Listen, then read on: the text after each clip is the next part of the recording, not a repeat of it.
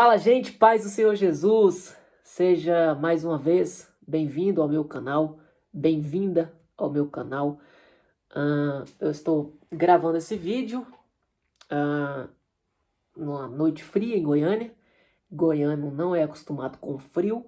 Estou aqui com minhas 3 blusas, uma, duas, três, todas elas pretas e quase não dá para perceber que são 3. Mas faz muito frio e eu tenho uma agenda amanhã e eu pregarei num evento que tem tema.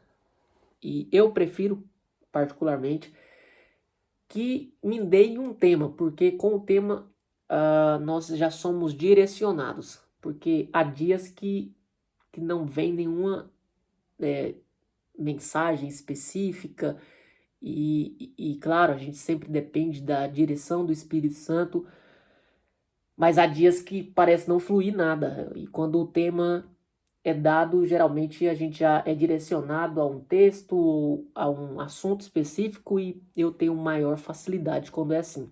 Então o tema de amanhã foi dado e eu quero aqui, quando preparo minha mensagem, mostrar a vocês alguns detalhes. Como por exemplo, o tema de amanhã está baseado no Evangelho de Jesus Cristo segundo escreveu João. É claro que a maioria de vocês sabem, mas eu gostaria de falar aos que não sabem que quando nós nos referimos aos evangelhos, que na verdade não há evangelhos no plural, evangelho só há um, mas nós nos referimos a evangelhos no sentido de que há 4 registros de diferentes autores em relação à vida, à obra, às palavras de Jesus. Por isso nós chamamos de evangelhos. E nós precisamos identificar, quando nós damos a referência de um desses 4 evangelistas, que são Mateus, Marcos, Lucas e João, assim, Evangelho de Jesus Cristo. O evangelho não é do escritor. O evangelho de Jesus Cristo, conforme ou segundo o registro, aí você diz o nome do autor desse registro, que no caso é João, tá bom? Então, Evangelho de João, capítulo 4, especificamente dos versículos 21 a 24, e o mais específico ainda é o versículo 24, onde diz que Deus é Espírito, importa que os que o adorem em espírito e em verdade. A primeira coisa que eu faço quando tomo um texto como base para a minha mensagem, porque a primeira coisa que você precisa é de um texto. Tem muita gente que prepara o sermão e ao final ele diz, agora só falta o texto. Que sermão é esse que não tem texto, né? Então o texto é básico de um sermão. Primeira coisa é o texto, até por isso que eu disse no meu vídeo passado que muitos dos sermões que eu prego nascem do meu devocional diário, de minha leitura diária, porque eu estou lendo um texto e dali flui alguma coisa. Então, esse capítulo, que é o capítulo 4 do Evangelho de Jesus, segundo o registro de João, possui 54 versículos. Então, apesar de o tema ou o texto básico, central, ser alguns poucos versículos, 4, e dentre os 4 há um mais específico, que é o 24, o capítulo não tem apenas 4 versículos, então eu devo considerar todo o contexto. Então, claro, eu não lerei no momento da entrega do sermão todos os versículos, mas eu preciso conhecê-los, eu preciso lê-los, eu preciso estudá-los. Então, eu sempre tomo o texto, leio o texto muitas vezes em diferentes versões, e você pode também ter esse costume de ler o texto várias vezes e em várias versões.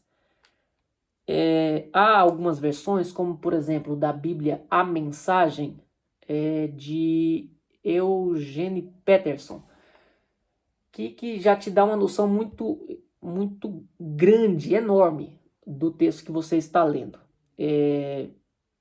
Eu costumo dizer que essa tradução da Bíblia já é um mini comentário que já te dá uma amplitude de pensamento, de visão, de entendimento, de clareza do texto enorme. Então, tenha todas as versões disponível, leia em diferentes versões, não precisa ler em todas, mas lê nas principais versões, ARC, ARA, que é a tradução de João Ferreira de Almeida, uma é a atualizada, a outra é a corrigida. Leia na versão NVI, Nova Versão Internacional, leia na versão A Mensagem, na versão NTLH. Então, quando eu tomo um texto para pregar, eu o considero, eu o levo em consideração, não apenas um versículo isolado ou específico. E mesmo apesar de, às vezes, eu pregar em um único ou em 2 ou 3 versículos específicos de um texto, eu não deixo de considerar o restante do texto. Eu o analiso, eu o estudo também, porque do contexto depende a interpretação de um texto. Então eu estudo os 54 versículos, mas não estudo para pregar os 54 versículos. Eu gostaria que você, enquanto assiste o vídeo, abrisse sua Bíblia para poder acompanhar aí. 54 versículos, mas eu não consigo pregar em uma hora todos os 54 versículos, todo o texto, do versículo 1 ao último. Mas eu preciso estudá-los, e por isso eu costumo dizer que pregação não é para preguiçosos, porque há um trabalho árduo envolvido na arte da pregação, que é o de estudar. E estudar requer tempo, esforço, disposição, disciplina. Então vamos ao texto. Eu disse que eu pregarei do versículo 21 ao 24 especificamente, e eu preciso lê-lo e entender o que é a centralidade desse texto. Claro, posteriormente eu irei recorrer ao material de apoio que eu tenho, os dicionários, os comentários bíblicos, mas antes de fazer isso, eu procuro sempre tentar entender o texto, lendo nas diferentes versões e extrair daqui o que eu entendo, o que eu enxergo, o que eu consigo extrair desse texto. Como eu faço isso? Lendo algumas vezes, analisando as palavras que se repetem, porque as palavras que se repetem tornam o assunto do texto. Então perceba do versículo 21 ao 24 que a palavra adorador, ou adoração, ou adoravam, ou adoramos, se repete algumas vezes do versículo 21 ao 24. Então é sobre isso que estão falando, é sobre adoração. É o assunto que a mulher propõe, a mulher samaritana, e é sobre esse assunto que Jesus fala.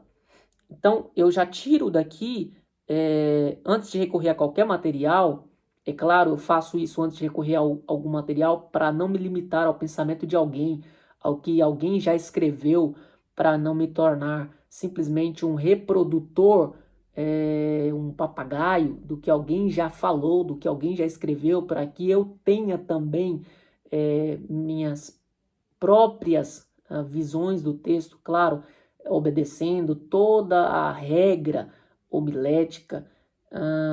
Eu faço isso sempre.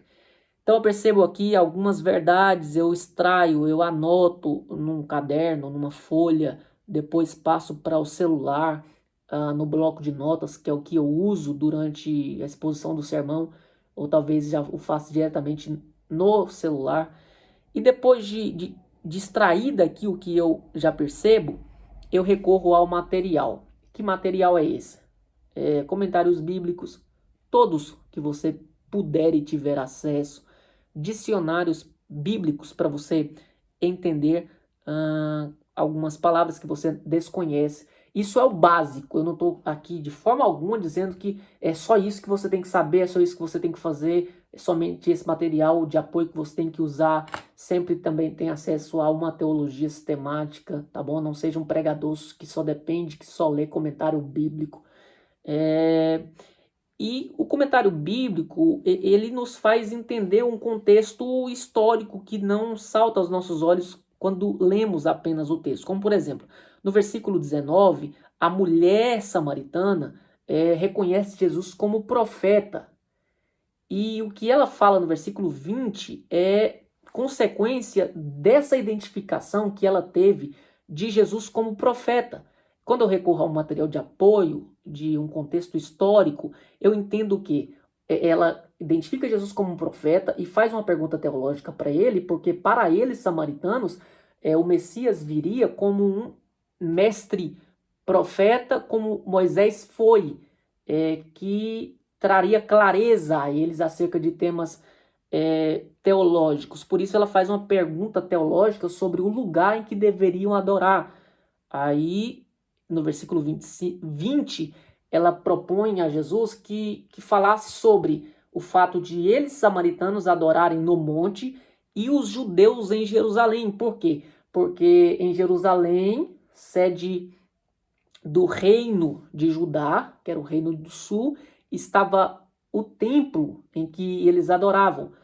Mas os samaritanos não podiam frequentar esse templo. Então eles levantaram um templo no Monte Gerizim, no Reino do Norte. Por isso, ela fala desse monte em que eles adoravam. Porque eles foram impedidos, os samaritanos foram impedidos pelos judeus de cultuarem juntos. Então eles levantaram o próprio templo, o próprio lugar de adoração deles. Então, esse material de apoio é válido porque ele te dá esse entendimento sobre o contexto histórico para que a gente entenda o que o texto quer dizer. Sem analisar isso, a gente não compreenderia porque ela está falando de monte no versículo 20. Aí Jesus fala a ela que o tempo, a hora em que nem no monte nem em Jerusalém eles adorariam o Pai. Ou seja, Jesus estava apresentando uma nova realidade de adoração, em que os filhos não adorariam em lugares específicos, porque o lugar não mais importaria, desde que fosse em espírito e em verdade. E é assim que ele conclui no versículo 24, esclarecendo àquela mulher e também a muitos que não compreendem a realidade da adoração, que Deus é espírito. Então, por ser espírito, Deus só pode ser adorado em espírito, o que significa que somente com o Espírito Santo habitando o nosso espírito humano, nós somos capazes de adorar um Deus que é espírito.